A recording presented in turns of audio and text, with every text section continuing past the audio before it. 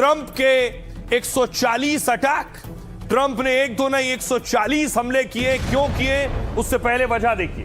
दरअसल भारतीयों से भरा हुआ यह जहाज था, इसमें भारतीय मौजूद थे, इस पर ईरान ने अटैक किया है।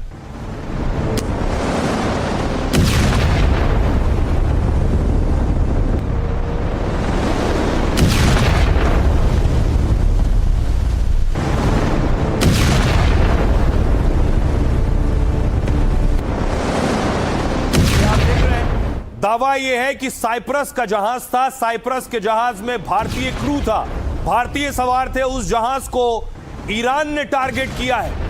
एक भारतीय लापता बताया जा रहा है।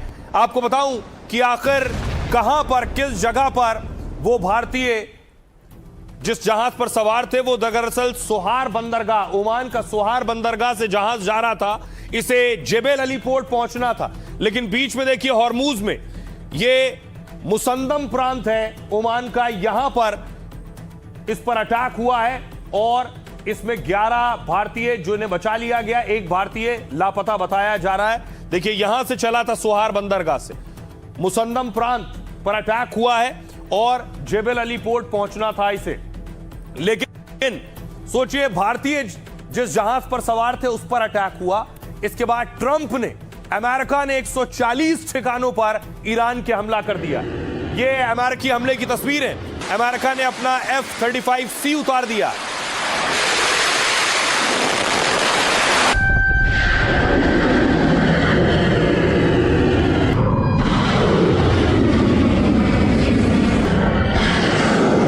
ये तस्वीरें आप देख रहे हैं F-35C, F-18 और टोमाहॉक मिसाइल से अमेरिका ने ईरान के 140 हमले किए ईरान पर।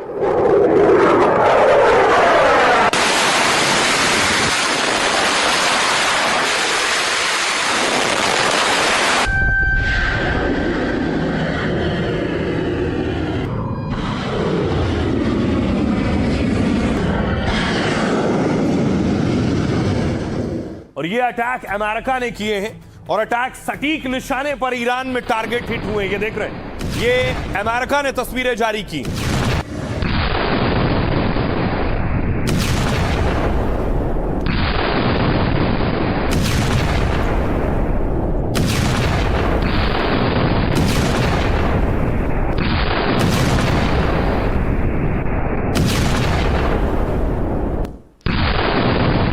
अब देखिए जरा, अमेरिका ने 140 अटैक किए ईरान पर। बड़ी बात यह है कि भारतीयों पर हमला हुआ था।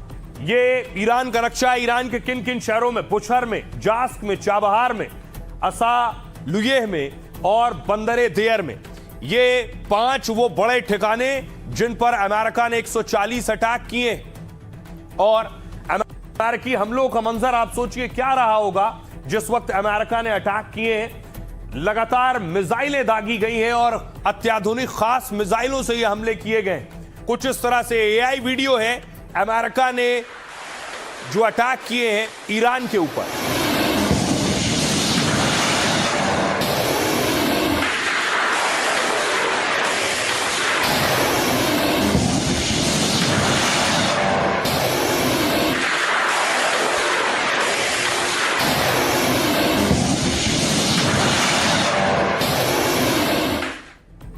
अब आइए आपको बताऊं कि आखिर अमेरिका ने ईरान पर हमला क्यों किया और ईरान ने भारतीय जिस जहाज पर थे उस पर अटैक क्यों किया।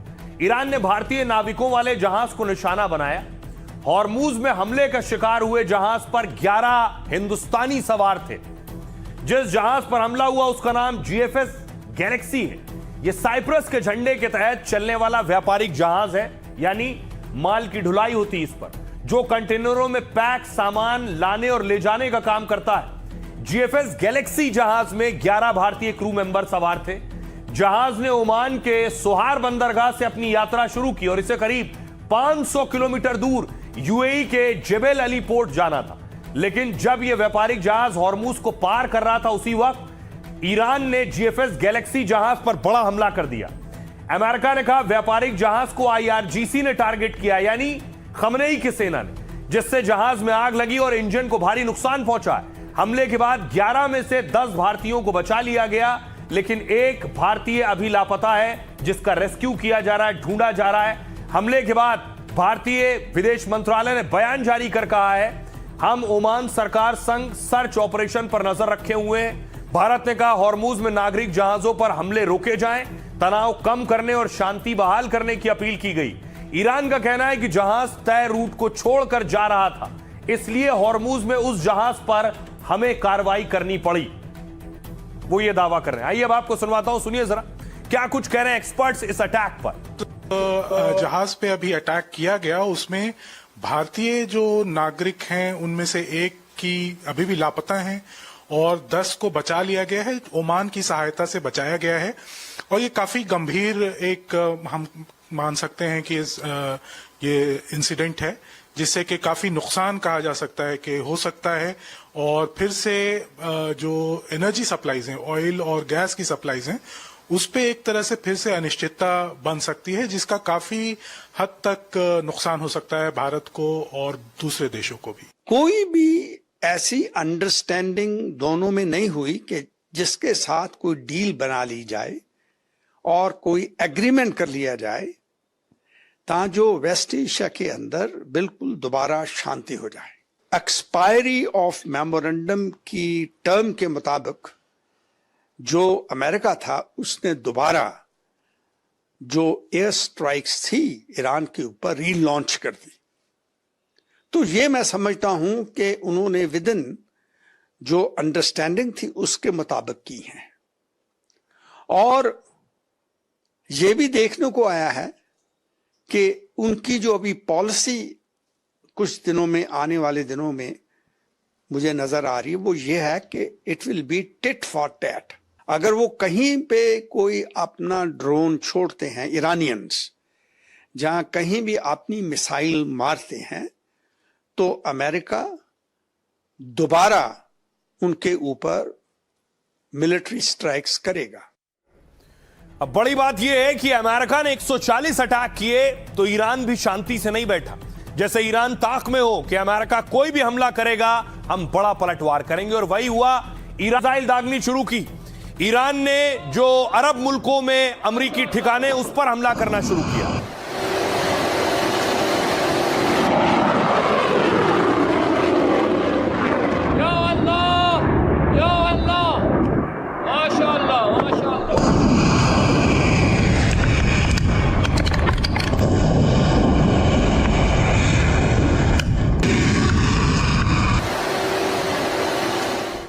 खमनेई की तस्वीर लगाकर मिसाइल दागी और देखिए मिसाइल जाकर गिरी है बहरीन में।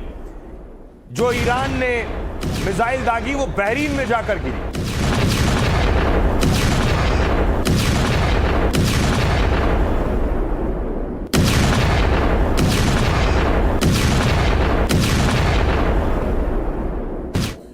न सिर्फ मिसाइल, ईरान ने अपने ड्रोन दागने शुरू किए। ये आप देख रहे हैं, रात के अंधेरे में ही ईरान ने अपने खास ड्रोन, ईरान की खासियत उसके खतरनाक ड्रोन है।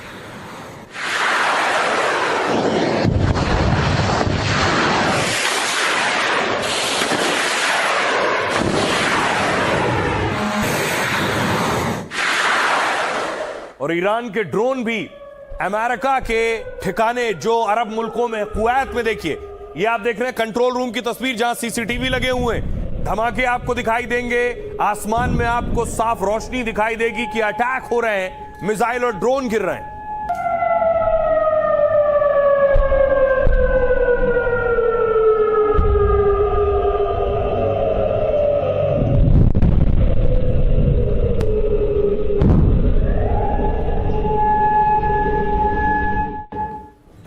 तो न सिर्फ बहरीन, कुवैत, बल्कि 5 अरब देशों को टारगेट किया है और खतरनाक मिसाइल, फतेह मिसाइल का भी इस्तेमाल किया है, खुर्रम शहर का भी इस्तेमाल किया है। ये बैलिस्टिक मिसाइल आप देख रहे हैं जो दागी है ईरान ने।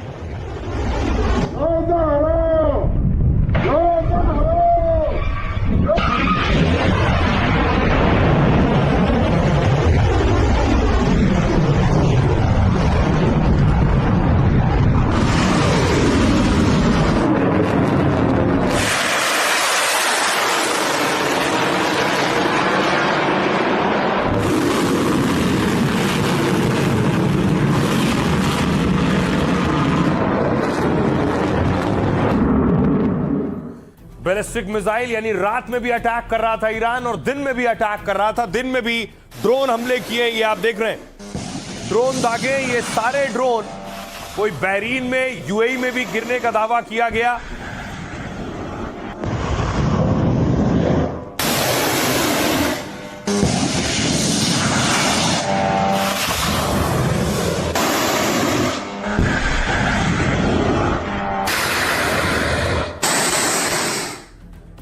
ईरान मानिए जैसा लग रहा है कि पहले से तैयारी करके बैठा था। इस अटैक के बाद जॉर्डन पर अटैक हुआ। आईआरजीसी ने प्रिंस हसन एयरबेस पर हमले का दावा किया। ईरान ने रविवार तड़के यहां 3 बैलिस्टिक मिसाइलें दागी हैं। ईरान ने कहा इससे एयरबेस का कमांड एंड कंट्रोल सेंटर और MQ-9 ड्रोन रखने वाले हैंगर्स तबाह कर दिए गए। जॉर्डन की सरकारी समाचार एजेंसी पेट्रा के मुताबिक ईरान की तीनों मिसाइलें अलग अलग जगह गिरी हैं। इससे कोई मौत नहीं हुई है, केवल मामूली संपत्ति का नुकसान हुआ है। ईरान ने बहरीन को निशाना बनाया। ईरान ने अमेरिकी सैन्य ठिकानों को निशाना बनाया। यहां ईरान ने दावा किया कि उसने ड्रोन और मिसाइलें दागी हैं बहरीन में। दावे के मुताबिक अमेरिकी सैन्य संचार केंद्र टारगेट पर थे। बहरीन में अमेरिकी सैन्य अड्डे से धुआं उठता भी दिखाई दिया है। ईरान का तीसरा टारगेट ओमान। ईरान के हमलों की चपेट में ओमान भी आया। आईआरजीसी ने दावा किया कि उसने दुक्कम बंदरगाह पर अमेरिकी विमान वाहक पोतों के लॉजिस्टिक सपोर्ट सेंटर और ईंधन आपूर्ति ठिकानों पर बड़ा हमला किया है। ओमानी सरकार ने कहा कि मुसंदम में ड्रोन हमले हुए हैं और इसकी निंदा कर सुरक्षा के जरूरी कदम उठाने का दावा किया है। यूएई, ईरान ने दावा किया कि उसने मिसाइलें दागी हैं यूएई पर। हालांकि यूएई प्रशासन ने किसी भी हमले की पुष्टि नहीं की है। रक्षा मंत्रालय ने कहा हमारी सीमा में कोई मिसाइल नहीं आई। जिन मिसाइलों का पता चला वो देश की सीमा के बाहर थीं। मंत्रालय ने दावा किया कि हमारा डिफेंस सिस्टम पूरी तरह से एक्टिव है। कुवैत भी निशाने पर था। यहां ईरान ने अमेरिकी रडार साइट को निशाना बनाया है। पैट्रियट एयर डिफेंस सिस्टम पर भी हमले की खबर है। हालांकि अमेरिका ने किसी नुकसान की पुष्टि नहीं की है। अगला टारगेट कतर था। जंग के बाद ट्रंप की रेटिंग में 12% कमी आई है। मतलब अमेरिका में ट्रंप की लोकप्रियता भी घटी है। आइए अब आपको सुनवाता हूं, सुनिए जरा क्या कुछ कह रहे हैं ईरानी सेना और एक्सपर्ट्स। ईरान अब अपने अमेरिकी और इजरायली शत्रु संयुक्त अरब अमीरात, सऊदी अरब, कुवैत, बहरीन, जॉर्डन, कतर और उनके सभी सहयोगियों के बुनियादी ढांचे को निशाना बनाएगा। ये हमले विनाशकारी होंगे और अमेरिका और उसके सहयोगियों को आने वाले कई वर्षों तक इस क्षेत्र में तेल और गैस की आपूर्ति से वंचित कर देंगे। आपको चेतावनी दी जा चुकी है, अब कोई बहाना नहीं चलेगा। अमेरिकी सेंट्रल कमांड यानी कि सेंटकॉम ने ईरान पर फिर एक राउंड ऑफ स्ट्राइक किया और हम इस बात को समझेंगे जो ये एक युद्ध विराम का MOU था जो अमेरिका और ईरान के बीच में साइन हुआ था, इसको शिप्स पर अटैक करके स्ट्रेट ऑफ हॉर्मुज में ईरान ने ही तोड़ा है। ईरान को इस MOU से बहुत फायदा हो रहा था। उसको 300 बिलियन USD की एड का वादा अमेरिका ने कर दिया था, घोषणा कर दी थी इस MOU के माध्यम से। उस पर से सैंक्शंस लिफ्ट कर लिए गए थे, प्रॉक्सीज की बात की ही नहीं गई थी। हर तरह से ईरान को फायदा था। लेकिन ये जो IRGC है जो ईरान की हार्ड लाइन है वो नेगोशिएशंस में है और ये सारा टेररिज्म को पल्लवित पोषित करती है। तो IRGC चाहती ही नहीं है कि युद्ध की समाप्ति हो। हालांकि अब ईरान धीरे धीरे हमें बहुत एग्जॉस्टिव पोजीशन में जाता हुआ भी दिख रहा है। ईरान बहुत समय तक इस युद्ध को झेल नहीं पाएगा। इस तरह के हालात में लगता है एस्केलेट ही होगी, क्योंकि ईरान ने अश्योर किया था कि 60 दिन तक एग्रीमेंट, जिस दिन MOU साइन हुआ उसके 60 दिन तक स्टेट ऑफ हार्मुज खुली है। लेकिन इनके IRGC ने 3 टैंकरों पर हमला किया। वो क्यों किया? जब आपने खुद ही बोला कि सारा फ्री है, आप 60 दिन के बाद देखेंगे, कोई सिस्टम बनाएंगे उसके बाद। तो शुरुआत तो फिर ईरान ने की, फिर अमेरिका ने ठोका, अभी आपस में लड़ रहे हैं। तो आई थिंक मुझे लगता है ऐसे हालात में बिगड़ेगी सिचुएशन, बेहतर तो नहीं होती दिखती। तो SP वैद्य साहब को आप सुन रहे थे जो कह रहे थे जो हालात बन रहे हैं इससे सिचुएशन, स्थिति और बिगड़ने वाली है। और जुबानी जंग से भी यही एहसास हो रहा है कि इतनी आसानी से हालात संभलने वाले नहीं है, क्योंकि ट्रंप भी गुस्से में और ईरान भी। ये मोहम्मद बी गालिबफ ईरानी संसद के अध्यक्ष हैं, कह रहे हैं एक तरफा समझौता का दौर खत्म हो चुका है, वादा निभाओ नहीं तो कीमत चुकाओ। हमने पहले ही कहा था, अब हकीकत सामने है। पीट हेग्सेथ, अमेरिकी रक्षा मंत्री, ईरान ने बहुत ही गलत फैसला लिया है वो कह रहे हैं, अब उसे इसकी बड़ी कीमत चुकानी पड़ेगी।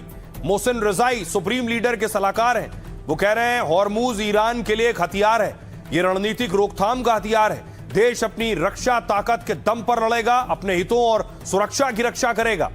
अमेरिकी सेंट्रल कमांड का कहना है ईरान ने शांतिपूर्वक जा रहे जहाज को निशाना बनाया है। जीएफएस गैलेक्सी पर खुले तौर पर अंधाधुंध हमला किया है। ईरान को एमओयू के पालन का एक और मौका दिया था, लेकिन ईरान इसमें फिर से पूरी तरह नाकाम रहा है। इस्माइल बघाई प्रवक्ता है ईरानी विदेश मंत्रालय के, वो कह रहे हैं हॉर्मूज पर फैसला हम और ओमान करेंगे। भविष्य के फैसले हमारी सलाह से होने चाहिए। सभी व्यवस्थाएं अंतर्राष्ट्रीय कानून के मुताबिक हो। ईरान अमेरिकी एमओयू के तहत फैसले होने चाहिए। मजीद इब्न अल रेजा कार्यवाहक रक्षा मंत्री ईरान के हैं। जंग के दौरान हमने ड्रोन निर्माण को बढ़ा दिया है, वो कह रहे हैं। ड्रोन प्रोडक्शन की क्षमता 3 गुनी बढ़ गई है। युद्ध के वक्त भी हमने रक्षा उत्पादन नहीं रोका था। एहसान कह रहे हैं, डिप्टी गवर्नर हैं बुशर प्रांत के, कि अमेरिकी हमलों में नुकसान की खबर नहीं है, न कोई मारा गया है न कोई घायल हुआ है। कई शहरों को अमेरिका ने निशाना बनाया है, लेकिन किसी बड़े नुकसान की पुष्टि नहीं हुई है। सुनिए जरा क्या कुछ कह रहे हैं ईरानी राजदूत। संयुक्त राज्य अमेरिका ने ईरान की संप्रभुता और क्षेत्रीय अखंडता के खिलाफ बड़े पैमाने पर सैन्य हमले शुरू करके एक बार फिर से दायित्व का उल्लंघन किया है। इन हमलों ने ईरान के दक्षिणी शहरों और फारस की खाड़ी में स्थित कई ईरानी द्वीपों पर सैन्य प्रतिष्ठानों पर हमले शामिल हैं। ये नए हमले संविधान के अनुच्छेद 2 का एक घोर उल्लंघन है और इस्लामाबाद समझौते ज्ञापन के अनुच्छेद 1 का गंभीर उल्लंघन है। Responsibility of the secretary general. फिर से वॉर शुरू हो गई है, और अगर ये वॉर जिस तरह के अभी बयान आ रहे हैं दोनों तरफ से, अमेरिका की तरफ से भी और ईरान की तरफ से भी, ऐसा नहीं लगता है कि इमीडिएटली वॉर ये रुक जाएगा। ये वॉर हो सकता है कि काफी दिन चले। सबसे बड़ा जो फैक्टर वो ये है कि जो बातचीत चल रही है ईरान और यूएस के बीच में, क्या उस बातचीत में किसी तरह की कोई सॉल्यूशन निकल कर आती है, खास करके जो पाकिस्तान मध्यस्थता कर रहा है, या फिर और भी खाड़ी के कुछ देश हैं जैसा कि सऊदी अरब और कतर, या फिर टर्की, इजिप्ट, ये सब देश हैं जो एक तरह से मध्यस्थता का काम कर रहे हैं अभी।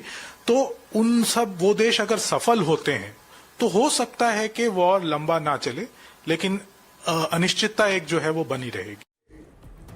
अब एक डर सभी के जहन में, क्या फिर तेल का संकट आ जाएगा? क्या फिर तेल की कीमतें बढ़ जाएंगी? क्या फिर गैस की किल्लत हो सकती है?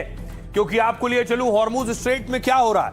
आज की जो तस्वीरें हैं, ईरानी बोट जो हैं वो हॉर्मुज में है इस वक्त, और इन नावों को माना जाता है कि ये शिप्स को टारगेट करती हैं, तेल के जहाजों को टारगेट करती हैं, गैस के जहाजों को टारगेट करती हैं।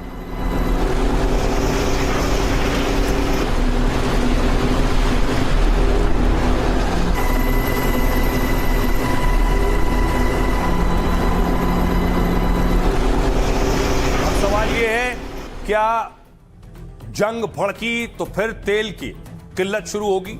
ईरान अमेरिका में छिड़े युद्ध से दुनिया में टेंशन है, क्योंकि एक बार फिर तेल गैस पर खतरा मंडरा रहा है। इसकी वजह ईरान का हॉर्मुज बंद करने का फैसला है, जिससे तेल गैस जहाजों की आवाजाही ठप हो सकती है।